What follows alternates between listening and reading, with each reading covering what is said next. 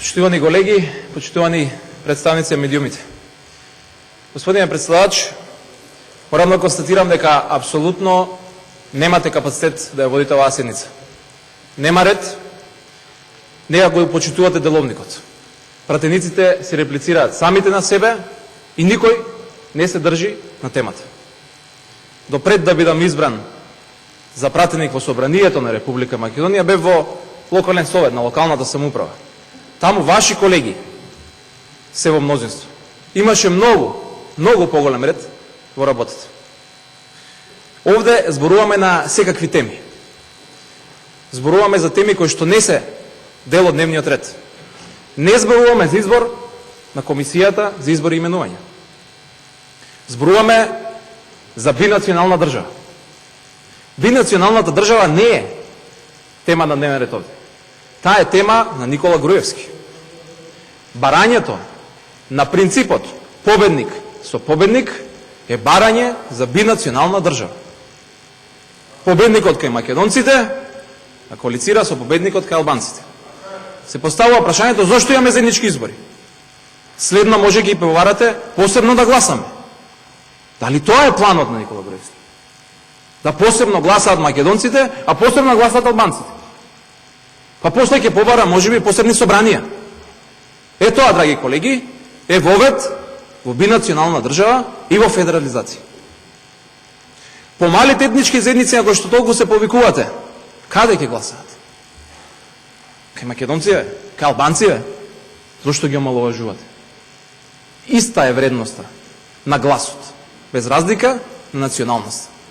Но она што е главниот проблем е дека за да Никола Груевски се спаси од затвор ден повеќе, ние денеска не можеме да им овозможиме на граѓаните на Македонија 15% враќање на данокот на додадена вредност.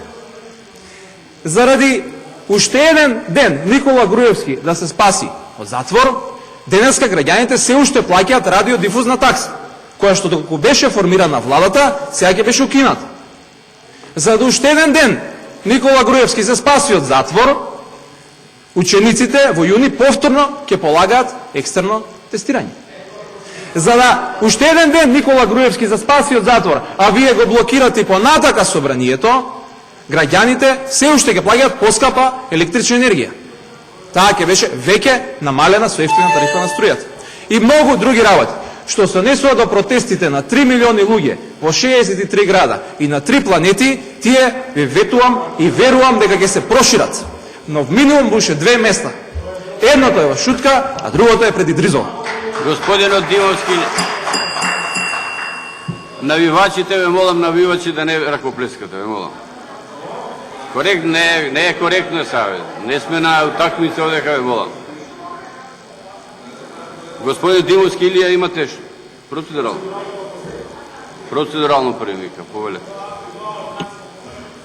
Кога сме кај промена на уставното уредување и концептот на граѓанска и унитарна држава со мултиетничко општество, господинот Зоран Заев, ќе ви повторам една изјава, кажува дека Охридскиот рамковен договор не е договор. До сега ниту еден албански политичар во Македонија тоа не го кажал, господинот Заев го кажал. Вели мора да одиме преку Охридскиот рамковен договор. Тоа е промена на уставното уредување, директно, конкретно, без аналогии или впечатоци на господинот Дамјан Манчевски, туку лично кажано од господинот Зоран Заев. Кога сме веќе кај набројување, наместо изградба на автопати, господине Манчевски, вашиот председател прифати воведување на двојазичност во цела Република Македонија. Наместо зголемување на минималната плата, вашиот председател Зоран Заев прифати декларација за геноцид со кој што треба да ги осудиме сите војски, па и партизанската војска, за некаков геноцид за кој што нема историски факти. Наместо господинот Зоран Заев да оди на судење за предметот подкуп или да оди на судење за предметот цареви кули или да оди за предметот пуч, тој ги припати сите ултимативни барања, како што каже господинот Села, дека сега е моментот да се уценат македонците. Јас за тоа во претходната дискусија реков, кога станува збор за македонец, сигурно мора да има голема мака штом го прифатил овој пакет. Да, господине Манчевски, граѓаните гласа и за минимални плати, и за радиодифузна такса, и за сите работи кои што ги направите. Но ниту еден граѓанин не гласаше за двојазичност во Струмица, во Пехчево, во Берово, во Битола, во Прилеп. Ниту еден граѓанин не гласаше за редефинирање на Република Македонија. Ниту еден граѓанин не гласаше за деформирање на целокупниот систем на државата. Затоа ви велиме, соберете храброст, заедно со сето тоа што сте го ветиле во минатата изборна кампања. Но и оваа платформа за која што ви прочитав десетина изјави од господинот Заев дека сте ја прифатиле, излезете на избори. Доколку победите, апсолутно никој, во име на ВМРО ДПМН ви велам, апсолутно никој нема да ви се спротистави во реализација на она што сте го ветиле пред граѓаните. Вие, ова што го реализирате, не сте го ветиле, дополнително не сте победиле на избори и сакате да го менувате комплетното уредување на Република Македонија. Тоа, господине Дамјан Манчевски, се вика силување, тоа не се вика демократија. Колеги, пак продолжиме ко вчера со процедурални во ред. Ваша е одговорност. Господин Манчевски, Дамјан има процедурално. Добро, имаме процедурални реплики и контрареплики, што покажува, господине Велјановски, дека апсолутно немате капацитет да ја водите оваа седница и не гледам зошто седите на тој столче. Но, она што треба да го објаснат пред се пратениците на ДПМН, пред да бараат од некои други што е тоа договорено, мислам дека треба да си го прашаат сопствениот лидер Никола Груевски, што тоа предлагал самиот во преговорите во обидот за преговори за да формира нова влада со ДУИ. Треба да ви го покаже документот кој што постои и самите се уверите. И за униформите на полицијата, и за многу други работи. Но, кога ќе се врати од сега веќе денеска службеното патување, претходниот 2 дена беше приватно одсуден, заради тоа што состанокот почнува денес. Во услови кога според вас државата е толку многу загрозена, во опасност да се распадне, вашиот лидер го нема. Тој е на Малта. 2 дена пред почетокот на состанокот.